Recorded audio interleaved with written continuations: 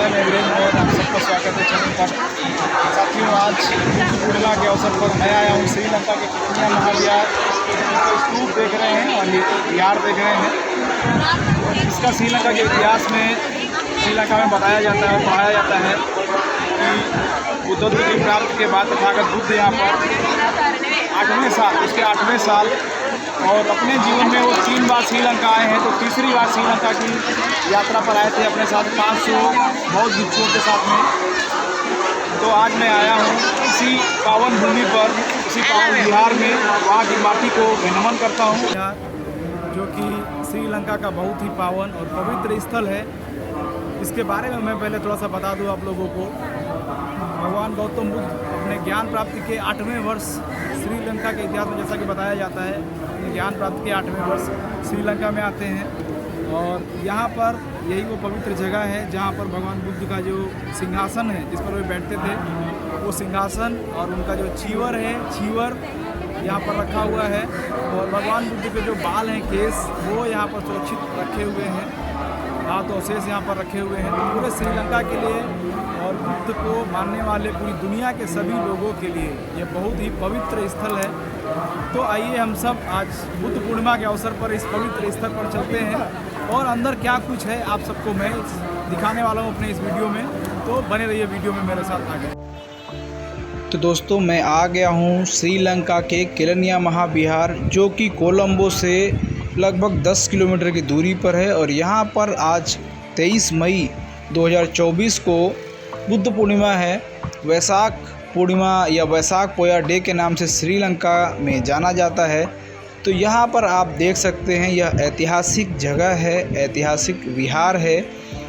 इसलिए यहाँ पर आज सुबह से ही हज़ारों की भीड़ यहाँ पर मौजूद है। हज़ार लोग इस विहार में दर्शन के लिए आज आए हुए हैं। अंदर क्या कुछ है वो आप सबको मैं दिखाने वाला हूँ। उसके पहले दोस्तों, अगर आप हमारे चैनल पर नए हैं तो चैनल को सब्सक्राइब ज़रूर कर लीजिए, क्योंकि वीडियो देखकर बहुत सारे लोग निकल जाते हैं लेकिन वे चैनल को सब्सक्राइब नहीं करते हैं। तो आप सबसे रिक्वेस्ट है, निवेदन है कि आप चैनल को सब्सक्राइब कर लीजिए, ताकि ऐसे बहुत सारे वीडियो आप तक आसानी से उनका नोटिफिकेशन पहुँचेगा और आप आराम से वीडियो को देख सकते हैं। चैनल पर नए हैं तो अगर आप पहले से सब्सक्राइबर हैं तो चैनल को, वीडियो को लाइक करें, कमेंट करें और शेयर करें अपने सभी मित्रों के साथ। उनको भी दिखाएं कि श्रीलंका कैसा है, श्रीलंका बौद्ध राष्ट्र जो है वो कैसा है और वहाँ पर क्या कुछ है। तो चलिए वीडियो को अब साथियों शुरू करते हैं। हम लोग इस समय आ चुके हैं किलनिया महाविहार, जो कि श्रीलंका का बहुत ही ऐतिहासिक पावन भूमि है। और उस पावन भूमि पर आकर मैं तो धन्य हुआ और उम्मीद करता हूं कि जो साथी भी इस वीडियो को देख रहे होंगे वे भी तथागत बुद्ध के जो केस हैं उनके रखे हुए यहाँ पर, उनको मैं अपने इस वीडियो में दिखाऊंगा कि किस तरह से वो सुरक्षित रखे हैं। तो ये श्रीलंका की पावन माटी है और इतनी पावन माटी है दोस्तों कि कभी तथागत बुद्ध इसी माटी पर चले होंगे। जो धूल के कण हैं, मैं तो सोच रहा हूँ कि जो धूल के कण हैं, पता नहीं कौन सा कण तथागत के पैरों के नीचे पड़ा हो और वो उसका दर्शन यहाँ पर हो जाए। वो भूमि, वो मिट्टी, वो हवा, वो सब कुछ मानो अपना सा। तो उसी पावन भूमि पर मैं आ चुका हूँ, चूँकि यहाँ पर 3 बार तथागत श्रीलंका आए हैं, तो तीसरी बार और ज्ञान प्राप्ति के 8वें वर्ष इस किलनिया महाविहार आए हैं। श्रीलंका के लोगों ने उनको जितना सम्मान दिया, वे जिस सिंहासन पर बैठे थे वो सिंहासन भी यहाँ पर अंदर मैं आपको स्तूप के नीचे मैं दिखाऊंगा। वो सिंहासन भी, उसके ऊपर स्तूप बना हुआ है। और तथागत जिस चीवर को पहन करके आए थे श्रीलंका, उस चीवर को भी यहाँ पर रखा गया है। और उनके केस अंदर आप देख सकते हैं, वो भी मैं आपको दिखाऊंगा। तो तथागत से जुड़ी यहाँ पर 3 चीज़ें हैं, उनके केस हैं, उनका सिंहासन है और उनका चीवर है। वो आप सबको मैं वीडियो में दिखाऊंगा। तो दोस्तों, जैसा कि आप लोगों ने देखा, जो मुख्य द्वार था वहाँ से हम लोगों ने एंट्री किया और थोड़ा ऊंचाई पर, आमतौर पर जिस तरह से विहार होते हैं, थोड़ा सा ऊंचाई पर जब आप आएंगे तो यहाँ पर आज बुद्ध पूर्णिमा है। और वैसे भी आप किसी भी पोया डे को, अर्थात किसी भी पूर्णिमा को यहाँ पर आएंगे तो लोगों की अच्छी खासी भीड़ होती है। चूँकि आज वैशाख पोया डे है, वैशाख पूर्णिमा है, इसलिए बहुत ज़्यादा यहाँ पर भीड़ है। और बारिश आज सुबह से ही हो रही है। यह इत्तेफाक है, जो हमारे सब्सक्राइबर हैं, जो लोग हमारे वीडियो देखते हैं उनको पता है। हम लोग जब भी कहीं जाते हैं बारिश होना ही है। तो उसी कड़ी में आज यहाँ पर बारिश हो चुकी है। जैसा कि मैं पहले जैसे ही मैंने वीडियो को शूट करना शुरू किया, काफ़ी तेज़ बारिश आई। तो ये वो स्तूप है और स्तूप के जस्ट पास में आप यहाँ पर देखेंगे लोग अपने घरों से यहाँ पर तेल लेकर के आते हैं और लोग तथागत बुद्ध के सम्मान में, उनके सम्मान में दीपक यहाँ पर जलाते हैं। तो लाइन से आप देखेंगे हज़ारों दीपक यहाँ पर जल रहे हैं टीन सेट के नीचे। और जो कपल्स हैं, जो बच्चे हैं, लोग अपने परिवार के साथ जो आते हैं, सभी लोग तथागत बुद्ध के सम्मान में, महामानव के सम्मान में यहाँ पर दीपक जलाते हैं, दिए जलाते हैं। और उसके जस्ट सामने विहार के ये पिछले हिस्से का ये सीन है। और विहार के बाईं तरफ आप देखेंगे तो बहुत ही विशाल एक ये बोधि वृक्ष है, जिसे आप देख सकते हैं। बोधि वृक्ष है और इस बोधि वृक्ष के चारों ओर तथागत बुद्ध की विशालकाय प्रतिमा यहाँ पर बनी हुई हैं 4, और बाउंड्री पर छोटी छोटी तथागत बुद्ध की प्रतिमाएं हैं। और ये जहाँ पर दीपक जलाते हैं, आप देख सकते हैं दीपक जलाने के लिए एक अलग सा एरिया बनाया गया है। और नीचे जो ज़मीन है वो गीली है। इसको देखकर आप अनुमान लगा सकते हैं, लोगों के हाथों में जो छाता है उसको देखकर आप लोग अनुमान लगा सकते हैं कि यहाँ पर बारिश अभी हुई है, कितनी देर पहले हुई है। और ये जिसकी मैं बात कर रहा था, जो बोधि वृक्ष है, उसके चारों तरफ किनारे देखेंगे आप डिजाइन बनी हुई है। और बुद्ध प्रतिमा मैंने पहले ही आपको दिखाया उसमें। और ये काफ़ी विशाल, चूँकि काफ़ी पुराना, काफ़ी प्राचीन ये वृक्ष है। और ये जो विहार का परिसर है ये बहुत बड़े एरिया में बना हुआ है यहाँ पर, और कई पार्ट में है। ये एक पार्ट में नहीं, कई पार्ट में है ये। और हम लोग अब, चूँकि बारिश बहुत तेज़ है, तो हम लोग अब अंदर इस विहार के जो मुख्य विहार है उसके अंदर जब हम लोग गए हैं तो वहाँ पर देख सकते हैं तथागत बुद्ध के सम्मान में जब वे आए हैं, उनके स्वागत में जो श्रीलंका के नगरवासी हैं, तथागत बुद्ध के पीछे आप देखेंगे बहुत से चीवर पहने हुए अरहंत जो हैं, जो बौद्ध भिक्षु हैं, उनको दिखाया गया है उनके साथ में। अर्थात तथागत जब आए थे 500 बौद्ध भिक्षुओं के साथ में आए थे, पूरा भिक्षु संघ के साथ में आए थे, इसलिए उनको भी दर्शाया गया चित्र के माध्यम से यहाँ पर।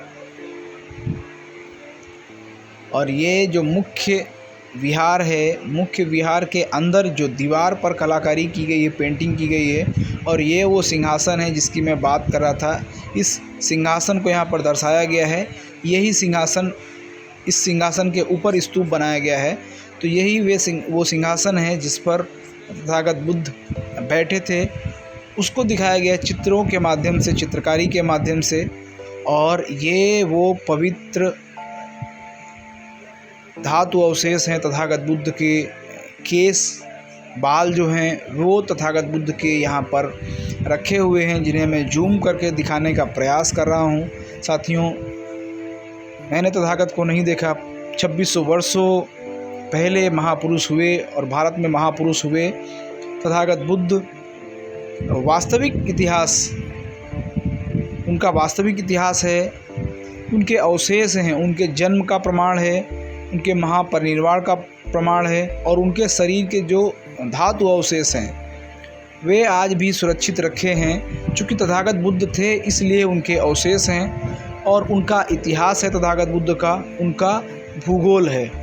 वरना कई बार तो लोग कुछ भी लिख देते हैं, एक समय की बात है, और न उनके जीवन का कुछ होता है, न उनके मरण का कुछ पता होता है, न माता पिता का होता है।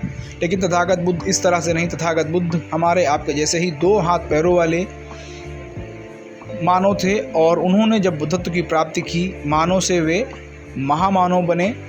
और सोचिए कि तथागत बुद्ध ने अपने जीवन में कोई चमत्कार नहीं किया, उसके बावजूद आज पूरी दुनिया के हर देश में तथागत बुद्ध के मानने वाले लोग हैं, उनके अनुयायी हैं, और पूरी दुनिया में उनका सम्मान है। दूसरी तरफ दूसरे धर्म के लोग अपने ही देश में परेशान रहते हैं कि उनका बात बात पर उनका धर्म खतरे में पड़ जाता है, और दूसरी तरफ तथागत बुद्ध हैं जो बिना किसी चमत्कार के 2 हाथ पैरों वाले भगवान, और वे पूरी दुनिया में पहुंच गए। उनके दर्शन, उनके विचार पूरी दुनिया में पहुंच गए। अब सोचिए कि जिन तथागत बुद्ध के अवशेष भारत में होने चाहिए, भारत से ज़्यादा श्रीलंका में है। श्रीलंका के विहारों में उनको सम्मान के साथ रखा गया है। तो दोस्तों, आप लोगों ने देखा ये जो गोल्डन कलर के स्तूप अंदर, उसके अंदर तथागत बुद्ध के केस रखे हुए थे। तो जो मैं बात कर रहा था दोस्तों, भारत से ज़्यादा सम्मान, चूँकि तथागत बुद्ध वर्तमान कपिलवस्तु आप कह सकते हैं नेपाल में है, लुम्बिनी नेपाल में है वर्तमान परिप्रेक्ष्य में, लेकिन तथागत बुद्ध का जन्म जब हुआ उस समय संभवतः इस तरह से सीमाओं का बंटवारा नहीं होगा। वे भारत का ही हिस्सा, भारत में ही थे। तो सोचिए कि भारत में जन्मे तथागत बुद्ध को इतना सम्मान भारत में नहीं मिल रहा है जितना कि विदेशों में मिल रहा है। और विदेशों के लोग देखिए उनकी एक एक अवशेष को, एक एक धातु को और एक एक कड़ी को, बुद्धिज्म की एक एक कड़ी को, धम्म की एक एक कड़ी को संजो कर सुरक्षित किस तरह से रखे हुए हैं। आज सुबह से बारिश हो रही, देख सकते हैं आप, बच्चे बूढ़े सभी लोग हाथ जोड़ करके, सफ़ेद कपड़ों में ज़्यादातर लोग हैं, और सुबह से ही पूजा अर्चना यहाँ पर उपासना कर रहे हैं। सुबह से ही तीसरण पंचशील बुद्ध वंदना हो रही चारों तरफ। आप दीपक देखेंगे यहाँ पर तो कई हजार दीपक जल रहे हैं यहाँ पर उनके सम्मान में। जबकि मौसम इस तरह से है, ऐसे मौसम में लोग घरों से बाहर निकलना पसंद नहीं करते हैं। वैसे में लोग अपने बच्चों के साथ, छोटे छोटे बच्चे गोद में ले करके लोग अपने घरों से बाहर आए हुए हैं, क्योंकि यह तथागत बुद्ध के प्रति सम्मान है लोगों का।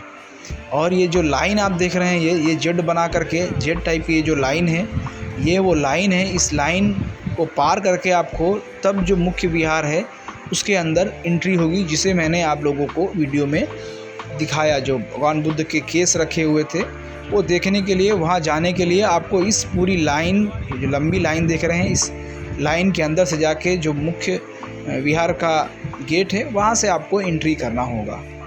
और ये जो स्तूप आप देख रहे हैं, स्तूप, इसी स्तूप के नीचे जो सिंहासन चित्रकारी के माध्यम से अंदर बनाया गया था विहार में, जिसा मैंने आप लोगों को दिखाया, उस सिंहासन को इस स्तूप के नीचे रखा गया है। और जो चीवर पहन करके तथागत बुद्ध यहाँ पर आए हुए थे श्रीलंका, उस सिंहासन को भी इस स्तूप के नीचे रखा गया है।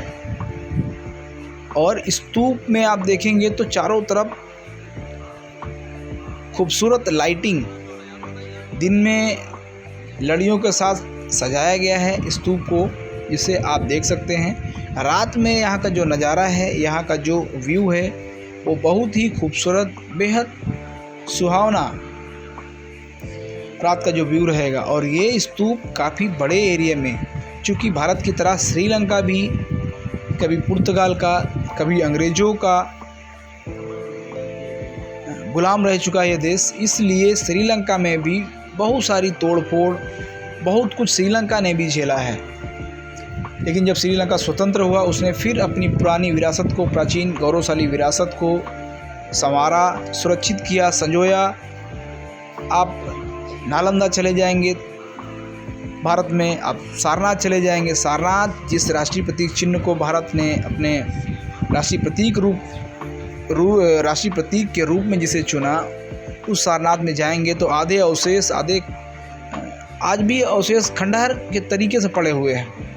तो बारिश में ऐसे ही पड़े हुए हैं, कोई उसकी देखभाल करने वाला नहीं है, काई लगी हुई है उनमें।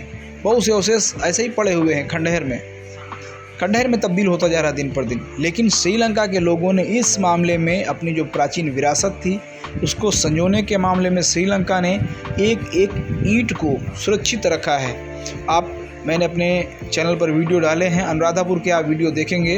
दुनिया का सबसे प्राचीन जो स्तूप है, दुनिया का जो सबसे बड़ा स्तूप है, श्रीलंका ने बनाया। और उसकी एक एक ईंट को, अलग बात है कभी आक्रांता आए यहाँ पर, आक्रमण किया, नष्ट किया, धरोहर को तोड़ा फोड़ा, लेकिन जब वे स्वतंत्र हुए उन्होंने अपनी उस गौरवशाली विरासत को समझा, उसके महत्व को समझा और उसको फिर से सुरक्षित किया। तो यह हर देश को करना चाहिए। भारत में आप सारनाथ कभी जाएंगे, राष्ट्रीय संग्रहालय के जस्ट बगल में देखेंगे, आज भी बहुत सी तथागत बुद्ध की हजारों मूर्तियाँ म्यूजियम के बाहर पड़ी हुई हैं। धूप में ऐसे ही, बारिश में उनके ऊपर काई लग रही है, लोग सेल्फी ले रहे हैं, पैर रख के उन पे सेल्फी ले रहे हैं। ये हमारे लिए शर्म की बात है, गर्व की बात नहीं, शर्म की बात है कि पुरातत्व विभाग को उस पर संज्ञान लेना चाहिए और उसका मरम्मत करना चाहिए उसका।